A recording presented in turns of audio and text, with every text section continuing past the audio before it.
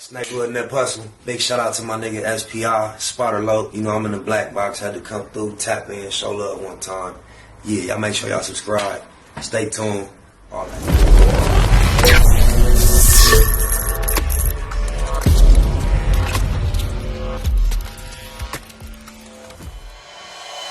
Point blank, through no subliminal dissing. When I listen, I can tell you never been on no mission. Sticking to the script, don't care if I offend you. Neighborhood crib, the marathon I overlook my competition, never seeing them. I done trained my mind that I'm going. You could tell by how I walk, talk, I'm a boss. A east side millionaire, homie, what you thought? My life is a movie. They can't get close to me. They mad cause they can't be. I'm everything that they wanna be, yeah. Ooh, yeah. The life we living now is all about the money. So what you gonna do when you ain't got no money? Your foreign cars and all the bitches, they gon' leave you. Were you a health fanatic at that time of your life? Hell nah. I played basketball. You appear to be addicted to fitness. Yeah, nah, man. I didn't pick up a weight till I was 30, bro. No, my mama, cuz. Yeah. I swear to God, cuz I'm been motivated today. Just by the way, all good. My mama know. Yes, I appreciate it. Yeah. What is it for those that are listening? We're similar in age. Yeah. And it takes a certain type of dedication, discipline to stick to a regimen to where you can maintain a certain type of presence. What is it outside of, what is it that gives you the motivation? Because how do you stick to that? How do you develop a passion for some things that's so hard to do for most people? Now, initially, when I got into working out, like when I moved out here to LA, I was kind of transitioning out of music into movies and getting into production, right? So I always played basketball as a point guard, so I was always athletic. So at that point, I was like, okay, let me work out just to get a little bedroom body.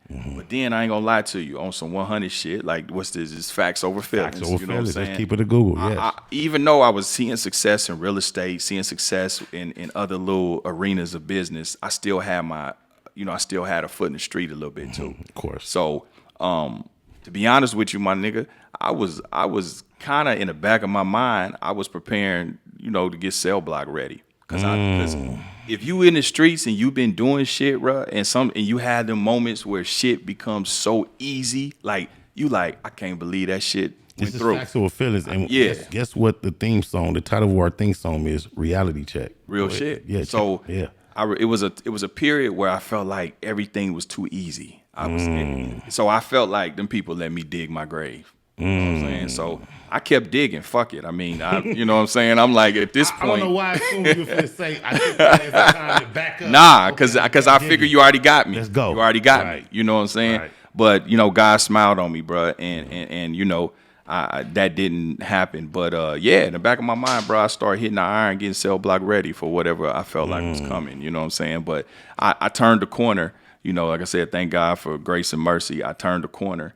And really got away from what I was dabbling into. Once you got dedicated to your fitness, have you ever spent a time where you fell off and felt like, oh, now I got to get back to where I came from? Nah. The only times I ever fell off is when I got sick. You know what I mean? And then because I lose weight really quick, I'm an ectomorph, so my metabolism is crazy. Okay, like, so you could be a slim guy if you wanted to be. Oh yeah, no, I am a slim guy. You're a slim guy. Yeah, let me give you a secret, right? Okay. So bodybuilding is the art of illusion. You know what I'm saying? It's all about angles. It's all about really, like, when you building your body to what you already have. So based on the fact I'm a skinny nigga, right, I knew to put effort into my shoulders and my back because I have a small waist. So what happens is that width of my shoulders and my back accentuates that small waist, and it makes me look that much bigger. You know what I'm saying? So, you got some niggas that are already blocky and square, and then they'll go and do a bunch of deadlifts. It's like, nigga, you already blocky and square. So, that's not good for you. Yeah, exactly. You need to stay away from that. So, but going back to what you were saying, the discipline, I just always been disciplined. Ever since I was a kid, I never smoked, I never drank. I kind of became kind of like a recalcitrant teenager, probably about. Please, I don't mind being ignorant. Yeah. Define that word, recalcitrant. Recalcitrant. Please. Basically, I hated authority and rules and structure. I like that word. You know what I'm saying? Yeah. I was as well. Okay. Yeah. Oh yeah, you definitely was. Yeah, we talked. You definitely was. You know what I'm saying? Yeah, it's kind of like we don't like authority. We resent authority. We don't want to follow the rules. We want to do what we want to do. My most I can imagine that experience most when I started going to jail and the fucking jailers were younger than me. Yeah. That's when that started being the worst. When you got a motherfucker younger than you that can tell you, shut up, sit down, Yeah, real shit. You want me to tell you? It's crazy. Like, see, I caught a case early, right? I caught my first case when I was 15. And the funny thing about that, I remember being on the porch. Now, this is a story I don't think I've said publicly. Thank you for blessing us. Exclusive. Yeah, exclusive. Right. And it goes back to my podcast. I was on the porch talking. I was like 14, and my mother. Court podcast. Holding Court podcast. So let me tell you. So I'm on the porch talking, whatever. And so my mother calls me in the house, and she says, yeah, little nigga, I hear you out there, you know what I'm saying, trying to hold court like you big and bad, like you gonna fuck around, catch a case. That's what she told me. She didn't really use that word, court. That's exactly what she said. She said, you out there holding court, thinking you big and bad, your ass gonna catch a case. Now, at that time, at that space, bruh, I'm thinking, man, my mama just fucking with me. She's, you know, our parents, sometimes you think they just picking with you. And so, I say probably about 2 months later, I called my first case. She was right, right? So, I end up going to jail. Me and my partners, we robbed a couple gun stores, you know, did a bunch of, you know. At 14? At 14, bro. Man child. At 14, you know, and. Father in your life? No, I didn't grow up with my father, you know. You were the father in the home? No, I wouldn't say that. You know, no. Siblings? But my mother was kind of like alpha female, bro. She was able to. Siblings? No, I'm only child. Like me. Bro, Okay. Only My child, mama only so, child too. yeah, Go ahead, you know talk what your I'm saying? talk. Tell our story. So anyway, I end up going to jail or whatnot. Now my father did come through for me. Mine too. He Big got me a time. lawyer. He got me a lawyer. I love my daddy. I mean, just in general, but Yeah. it was similar. But go ahead. Yeah. So when I caught that case, you know, but my what I was saying is taking it back to holding court. You know what I mean? When I started the podcast, obviously playing off my name. My mother, when she came out, said, "Your ass is out here holding court, thinking you this, that, and the other." You know what I mean? But guess what? Your first day you was born. Guess what she was doing? Yeah.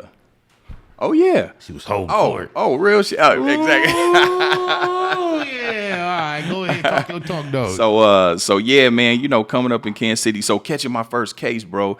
I got that jail shit out of my system early, bro. Fish out of water. My nigga, I went through every measure possible. Whenever I indulged in anything illicit or whatever, bro, I was always thinking 5-6 steps ahead of how I could, make sure that I didn't. Not that I stopped my illegal shit, obviously, but man, we was just on some crash out shit. You know what I mean? Right. We shooting at motherfuckers. We shooting up houses, house parties, you know, all that old type shit, robbing motherfuckers. Shout out my nigga Sane from Mello. You just inspired me to think about my nigga Nene. Just go ahead. I'm talking. So I'm saying, going back to discipline, bro.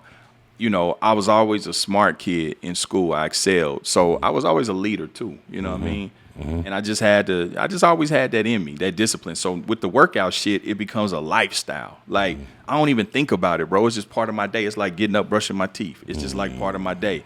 And then, but you got to think about it too. The other part of it, like I tell people on the fitness shit, you're only in the gym an hour out the day. That was my next question. Right?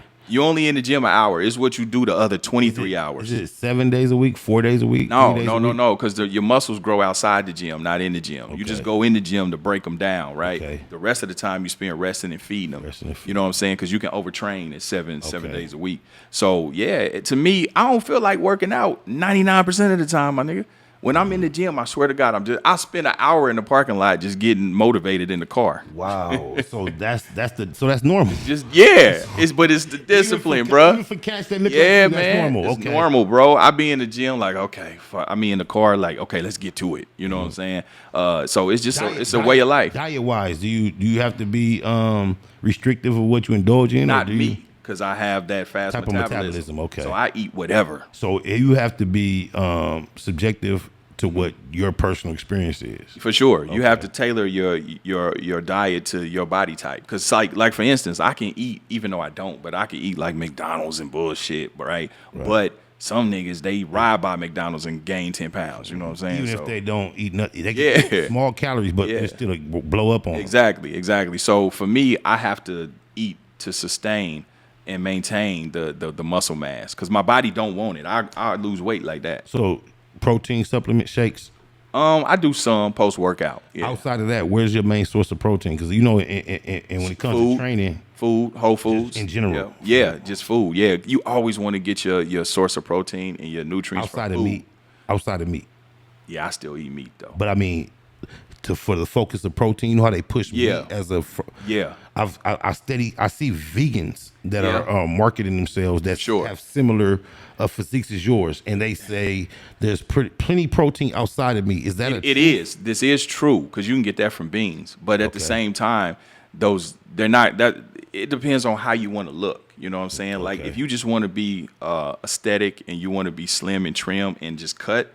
Yeah, but if you want to have some density and some muscle mass, it's going to take those dense, rich sources of protein like steak, chicken, to sustain that. You're not going to get a certain level of size of not consuming meat. So fast food is totally out. It's a place for it. Every blue moon. Yeah, it's a place for it, because you need them calories. You know what I'm saying? You need them calories. Thanks for checking out this video clip of the Facts Over Feelings podcast hosted by Spider Loke. If you want to check out the entire episode, visit your favorite podcast platform. We're available on over a dozen platforms, including iHeart, Spotify, Google, and Apple.